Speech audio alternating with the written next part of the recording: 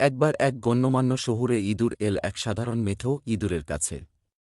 মেঠো ইঁদুর বাস করত এক মাঠে।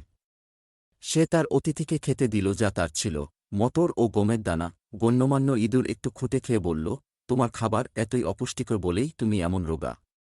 এসো আমার কাছে, দেখো কিভাবে আমরা থাকি। তখন মেঠো ইঁদুর চলল শহুরে ইঁদুরের কাছে। রাতের জন্য তারা মেঝের নিচে অপেক্ষা করল। লোকেরা এসে খেয়ে চলে গেল। তখন শহুরে ইঁদুর তার অতিথিকে খাবার ঘরে নিয়ে চলল এক গর্ত দিয়ে। তারা দুজনেই চড়ে বসল টেবিলের উপর। সাধারণ মেঠো ইঁদুর জীবনে কখনও এমন ভালো খাবার চোখেও দেখেনি। সে বলল, তুমি ঠিক বলেছ, আমাদের জীবন খুবই খারাপ। আমিও শহরে বাস করতে চলে আসব। একথা বলতে না বলতেই টেবিল কেঁপে উঠল। আর দরজা দিয়ে মোমবাতি হাতে নিয়ে ইঁদুর ধরতে লোক ঢুকল ঘরে। তারা কোনো ক্রমে গর্তে ঢুকে নিজেদের বাঁচাতে পেরেছিল না। বলল মেঠো ইঁদুর, এর চেয়ে আমার মাঠে বাস ঢের ভালো। সেখানে এমন মিষ্টি খাবার নেই ঠিকই, তবে এমন ভয়ের কোনো কারণও নেই।